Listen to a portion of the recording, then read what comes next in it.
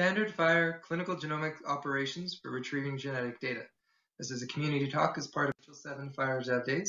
My name is Bret Heale, and we're going to be talking about the specification found here at the Clinical Genomics Working Group IG, specifically on genomic operations, which are specifically tailored to allow you to do genomic data retrieval. So first I'll do an introduction, talk about how operations make life easier, give you some things you would do with operations, and importantly, talk about the reference implementation. I can't stress enough how important the reference implementation is. It allows you to understand how to use the operations and how to implement them, but importantly, as an app developer, it's going to give you an opportunity to write apps that you may be able to use out in production. The specification, again, is at this URL, and of course, just a real brief level setting. Operations are enhancements to the FHIR specification, which will take care of some very complex or processive tasks. In genomics, data can come in many different formats, and it can be quite complex to parse through all of that or do the bioinformatic calculations. The genomics operations make all of that essentially obfuscated, and so that you're no longer going to have to worry about how to do these bioinformatic calculations. As an app developer, you just need to know how to use the genomics operation. Let's start with the find subject variants operation. This code below is all you would need to find all the variants for the patient in the LDLR gene, which takes up two parameters: the range, this is chromosome 19, and a range in that chromosome 19, and the patient's ID, this is subject HG00403. You put that into this URL, and out will come all the patient's variations in that LDLR gene. You can use this working example that's being run off of the reference implementation to see what that output would look like. But why is this useful? So this is where we're going to talk about the find subject specific variants operation, just to give you an idea of why the operations can be so useful. Variant normalization is one aspect of what the operations do for you. Liftover is another. But here you can see two different ways of sending the same data. This is the same synonymous data for the same variant. We're using the coding HGVS component here and the genomic HGVS component. So two different components, and the value would be two different strings. And now you've got to say, well, how do I know that this and this are the same? It's a good question. It's a bioinformatic calculation. This sequence, this piece of the string right here, is the reference accession ID. And a reference accession ID refers to a sequence or a string representation of a DNA or RNA or protein or whatever have you, a molecule that's found in a database. By giving you a reference accession ID and the position, and here is the edit. This is a G to A change. So my patient has an A, the reference has a G at this position, and I'll know what that reference context is by looking at this reference accession ID. Having those three pieces of information, I know exactly what variant this is, and I could now bioinformatically compare this string with this one, parsing it out using the same reference, maybe a tool like BLAST, and then know that these two things are the same. Well, here is a third representation that's also synonymous. And you can see we're using the genomic HGVS component again, but we have a different reference accession ID. So we've got a different reference. This can make things a little complicated and difficult, because how do I know which to ask for if I'm going to go to a FHIR server and say, I want to know if this patient has this specific variant? The find subject specific variants operation normalizes across these forms. So no matter which of the three that you used as an input parameter, you would always get back the VCF-like representation of the data underlying the results in the FHIR server that's serving up your genetic data. Here you've got the reference sequence session ID brought out, the edits brought out, and the position all separated out so it's easier to parse. This is the format that you will get the data back as in the operation request if you ask for the variant back. So again, the operation normalizes across the input parameters so that you don't need to know which of these is being used to store the genetic data on the server, and it gives you a consistent output that you can then parse one time. You don't need to know, I've got to break the HGVS string up, and I've got to look for is the bioinformatic calculation if these two things are the same.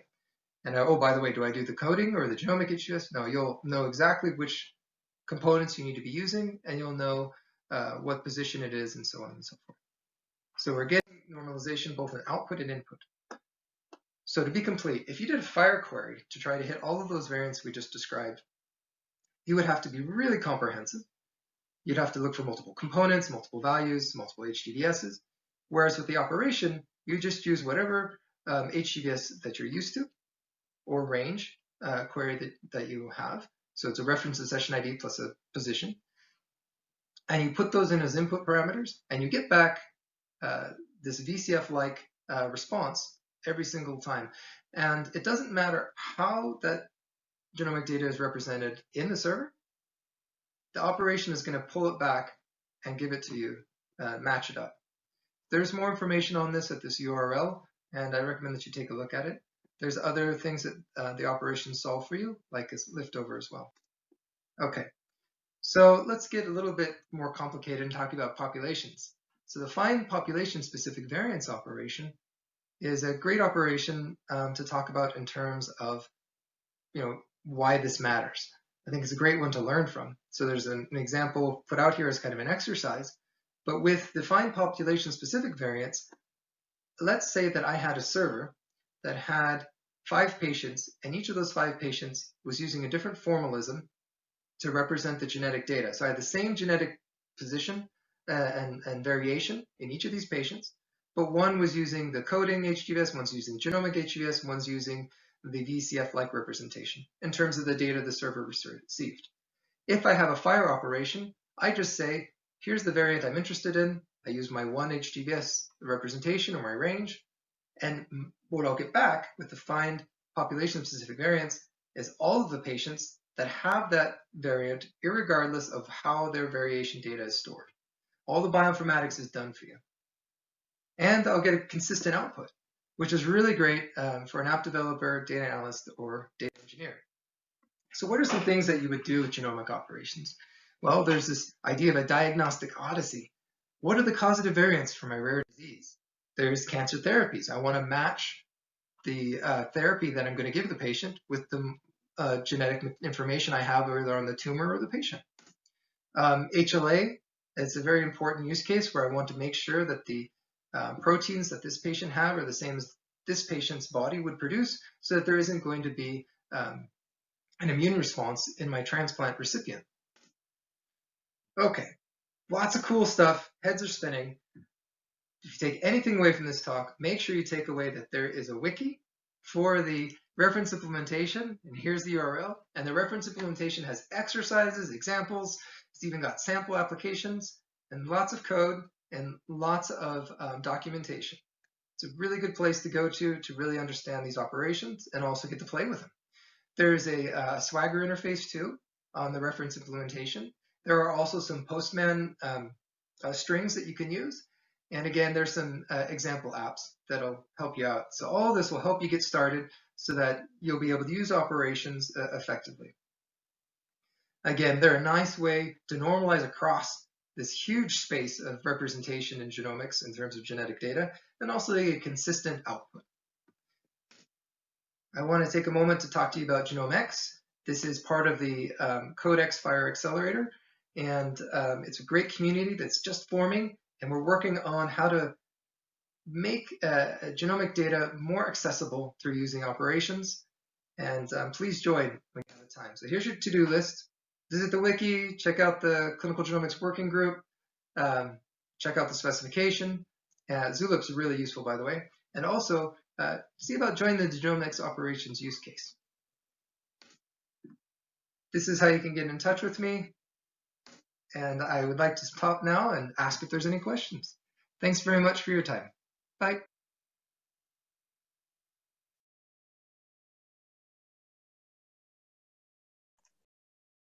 All right, so do we have any questions for the Q&A session? Oh, thank you. So there are no questions posted in the HooVa app yet. So maybe there are some questions from the audience in the room? And should we unmute the folks on the Sure, I will do that.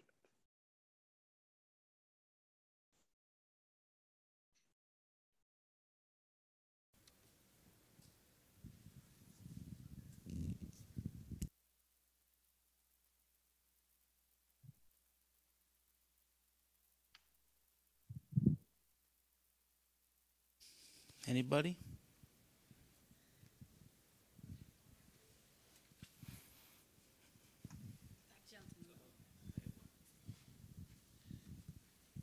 Hi, thanks for that. I work at an outfit which also wrangles genomic data.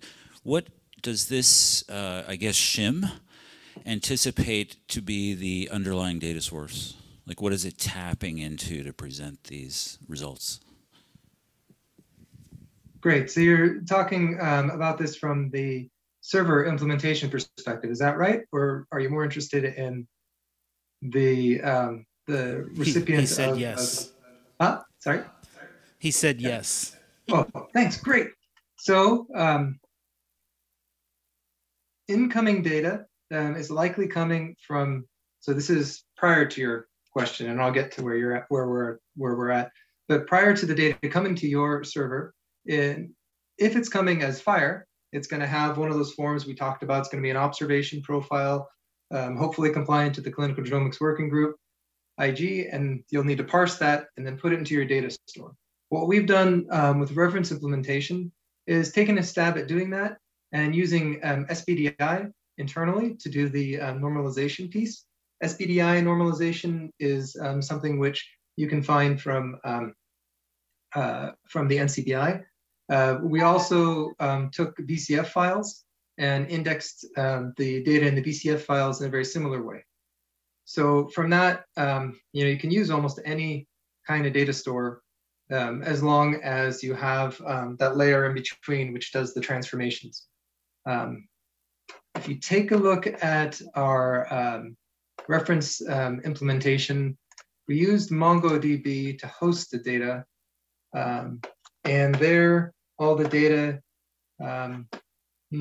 yeah, it's unfortunately already been kind of normalized. So it's maybe not the most instructive for that piece. Does that help you? I know it wasn't like, oh, it's this form or that form, but it's really meant to be any kind of data store. It's that transformation layer that's really the important piece. So I'm actually coming from the point of view of the data store itself. So we have a columnar store of let's say a pile of some large number of ECFs. Mm-hmm. And suppose we are faced with a situation where we'd like to be able to express those in the sort of way that you're describing here. Yeah. So for that, the input parameter that you'll be receiving, let's talk about the sign subject specific variance. It's kind of an easier one to come to grips with. So with that one, you're going to get a subject. Okay, that's easy. Tells you where to go. Then you're also going to get a range or in this case, a very specific variation. So you'll have to take that variation data that comes in, and let's say in your columnar data store, you've decided to use build 37. And so you're referring to positions in build 37, but you're also using the NCBI reference accession ID for each chromosome or the patch sequence that's needing to be referenced or what have you. And so you're going to have to run a translation to find that in your index. And then you populate the BCF-like components that are in the mentioned in the clinical genomics spec, and that would be the output that you would send.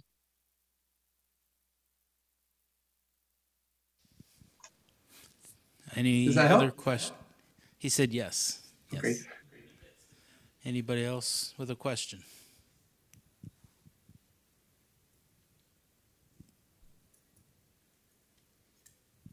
Looks like that's about it from here, question-wise.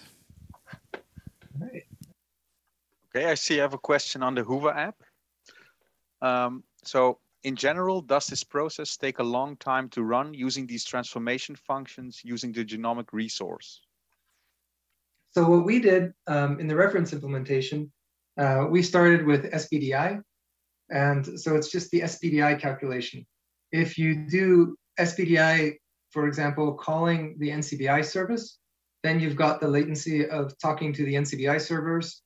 But if you do it locally, you can be a little faster. And you can play with the reference implementation. It's pretty darn quick. We haven't really seen much of a lag. But again, the reference implementation, it's only 500 megabytes, I think, or something. You'll have to take a look at it. There's lots of patients, and we did do the 1,000 genomes as patients, subjects as patients.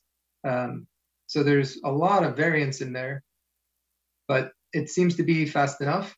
I know that's not great, but there doesn't seem to be an issue at this time. And it's really going to be implementation specific. But that's what we did with the SBDI. We just have something locally.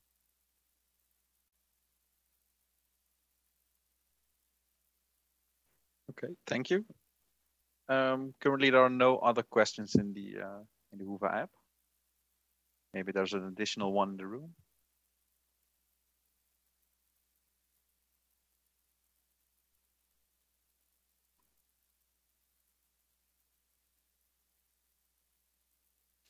Doesn't seem to be another one in the room here. All right. So if I may, I would like to share my screen for a moment. Is that okay, Lev? Yeah, sure. Sorry. All right. Whoa. Okay. So here I'm just looking at the documentation for the reference implementation, and it reaches out to the actual server that you can then play with Swagger. But this is going to be your base URL for the operation request if you're hitting the reference implementation. We've also got the link out to the specification. Currently, it's in build. This is the operations part of the clinical genomics implementation guide. It has a lot of information here that you will find useful almost as a primer on the bioinformatic calculations that are necessary to be successful with querying genomics. I really recommend going to the Swagger interface as well, but playing with the reference implementation to see, what is the latency like? What kind of questions? And there's a further utility that I want to highlight here, which is this coordinates utility. We found through a connectathon that in addition to the operations, it's really useful, especially sort of in development, to have a way that people can get at the positional information that they might want to use to, for example, with a gene, if you want to find out, okay, I have the LDLR gene, and I want positional information. You'll get back all the different things which NCBI has for reference IDs, as well as coordinates in different build. And you'll notice we have the reference ID there. So this would be a range that you would use then as a range parameter for the LDLR gene. And this kind of utility is not in the specification, but it's was found to be particularly useful with connectathons. And it's included, and code for it is included in the open source Git repository that's associated with the wiki and the reference implementation. Okay, thanks. While you were showing some that extra stuff, there have been asked 2 additional questions, but we have run out of time. So maybe it's better if you will ask them. You will answer them via the Hoover app instead. Okay, that's possible. Well, thank you for your presentation, and thank you all for attending this presentation. And I wish you a nice day. Bye. Bye-bye.